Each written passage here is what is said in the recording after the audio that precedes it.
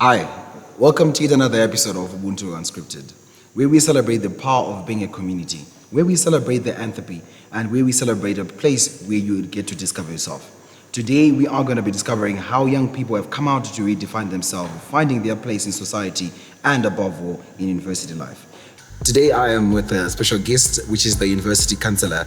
Her name is Miss Makumbe, and she's going to be helping me to unpack mental health, the way we are going to be discussing a different variety or probably different sectors of mental health. Welcome. Thank you, Eric. Thank you very much for inviting me. I feel really honored. We want to talk about mental health issues. Today, I'm going to come from a different angle.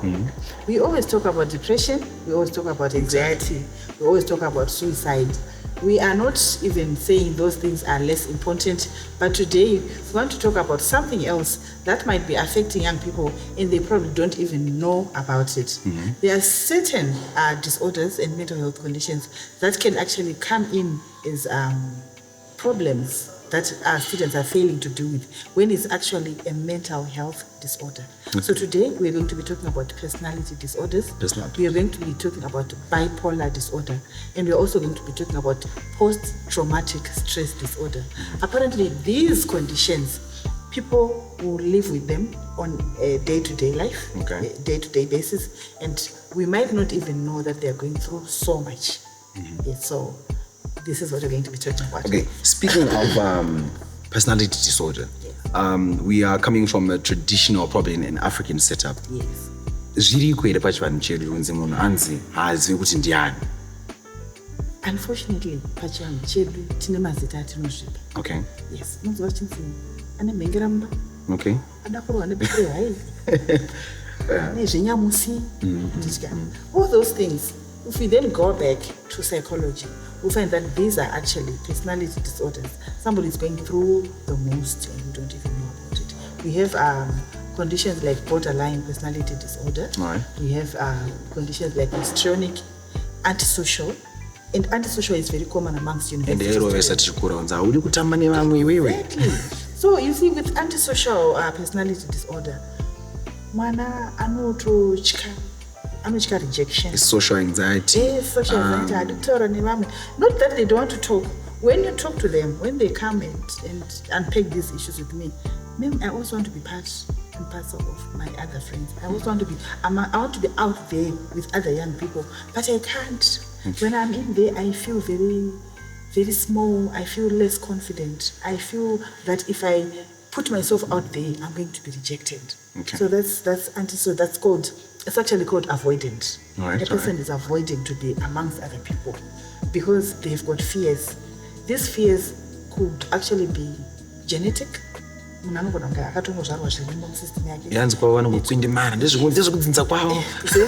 It could actually be because of something that young person went through, and it's got some form of abuse, some form of danger that they encountered that has taken away the confidence to be around people.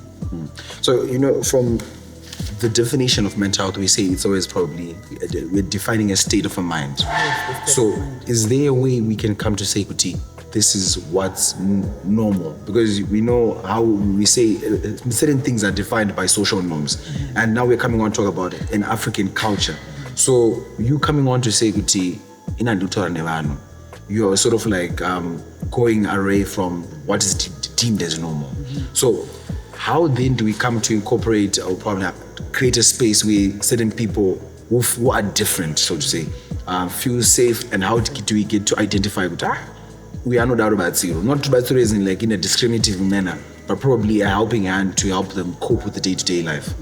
This is where the community needs to build a support system. This is where us as the community have to support these people and not treat them as outcasts and not stigmatize them and not label them like what you just said. We need to engage them. We need to bring them amongst us. But so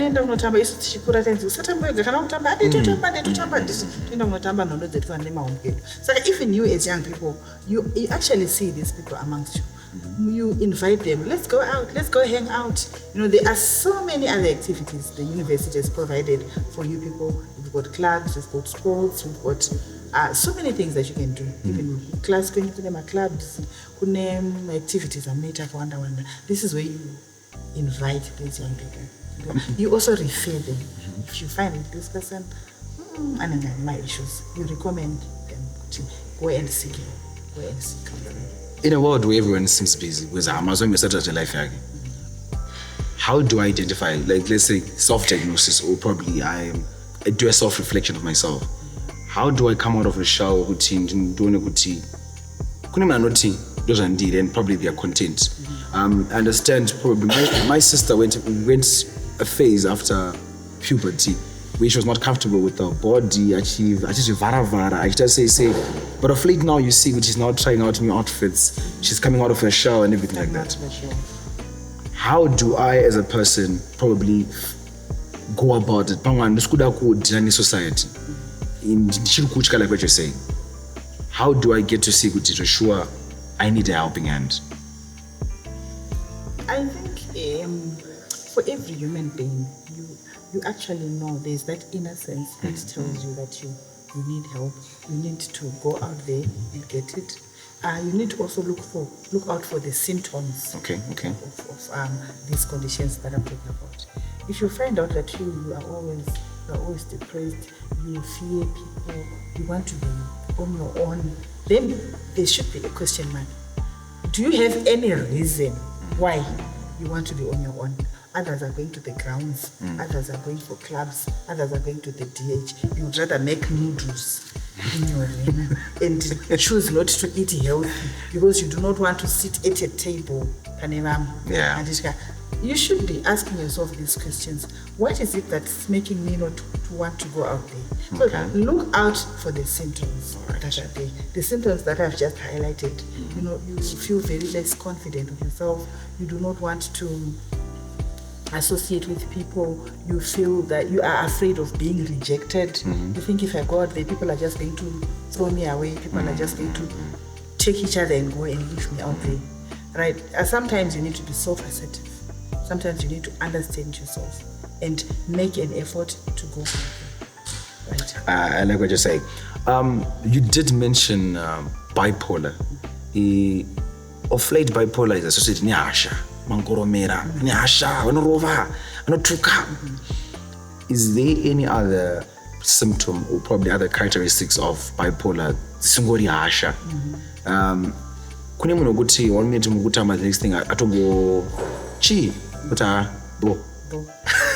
Apparently, bipolar is a very complex condition. Okay. Right? A person is dancing between two extremes, so to speak. You are either very high, or you are very low, or you are somewhere in between. So that's the complexity of the condition. So the other symptoms that you might want to look out for, person is just hyperactive.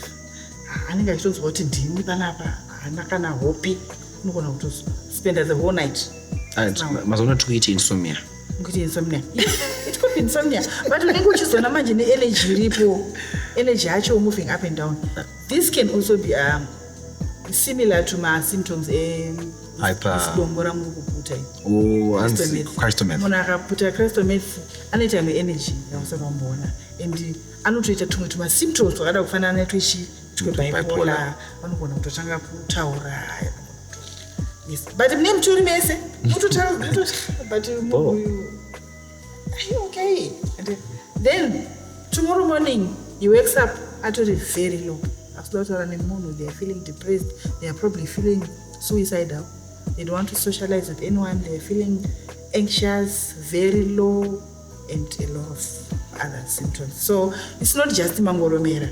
Yes, being violent and being maniac is also part of my symptoms in bipolar. But you will be surprised when I'm near to the asking out about mood swings. Today is up there, tomorrow is very yes.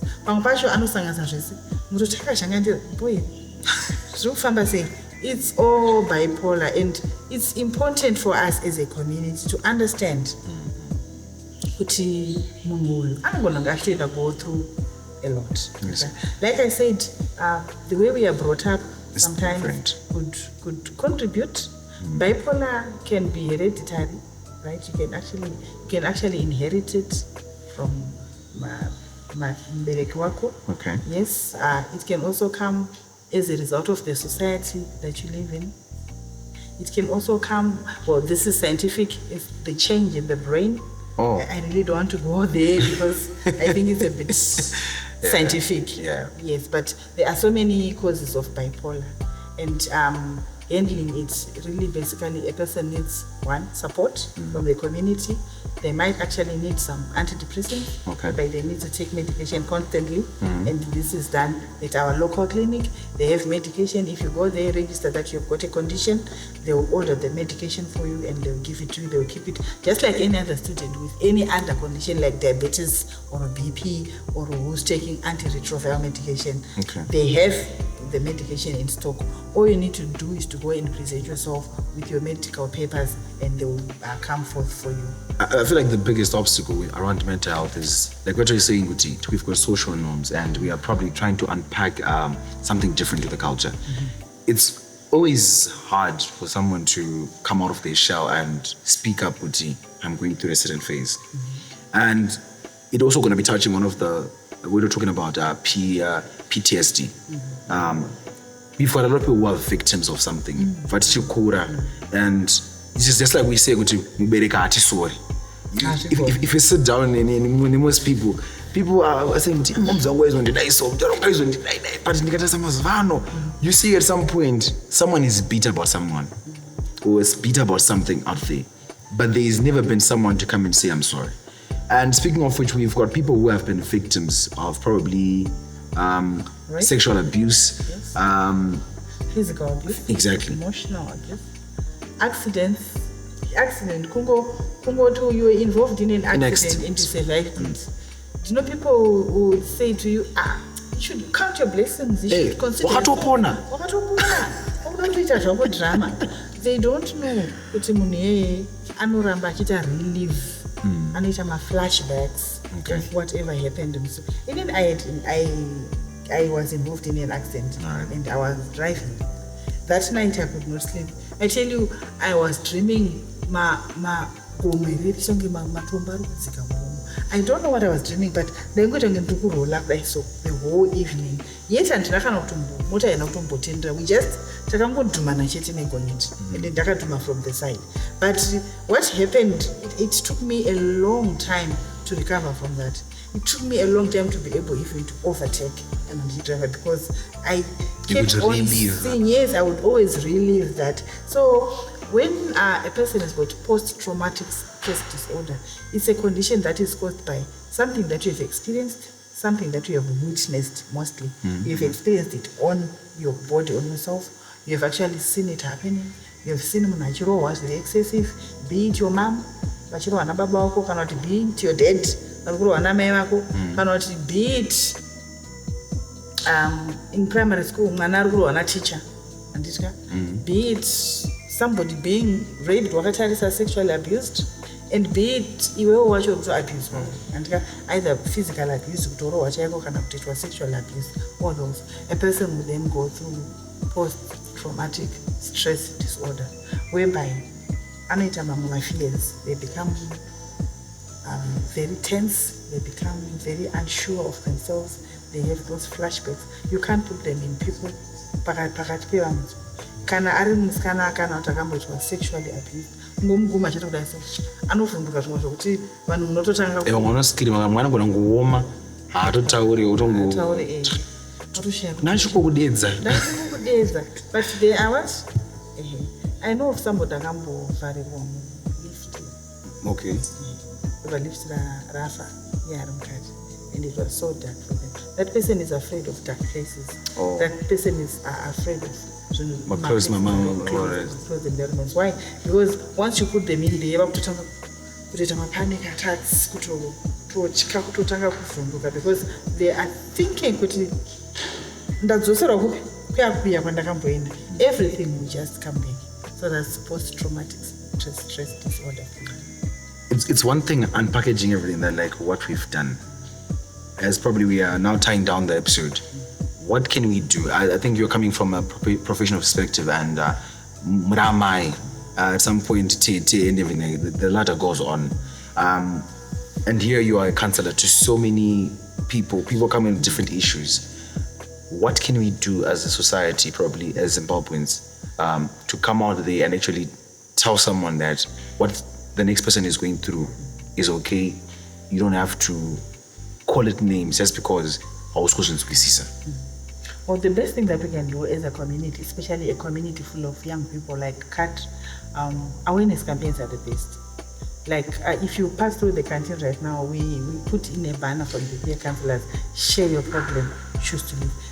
Being open-armed for somebody, just to open your arms and say, come, let's talk about it. Offering support, so just being available, just to rub their shoulder, just to rub their back, just to give them a hug, it's good enough. As a community, we should be positive. We should avoid stigmatizing.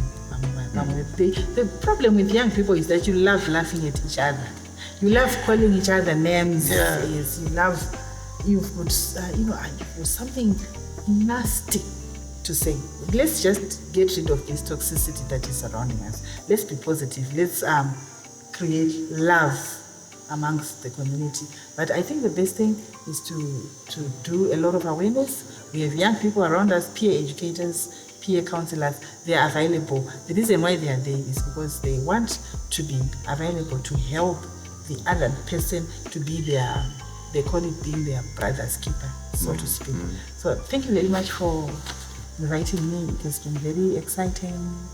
It's been very helpful. I think somebody out there did, definitely. And thank you for shedding light and passing on wisdom. Yes. In the month of breast cancer, we are saying, remember the fallen one, and also stand with the ones that are going through a phase. And to meet again, same time, stay tuned. Thank you.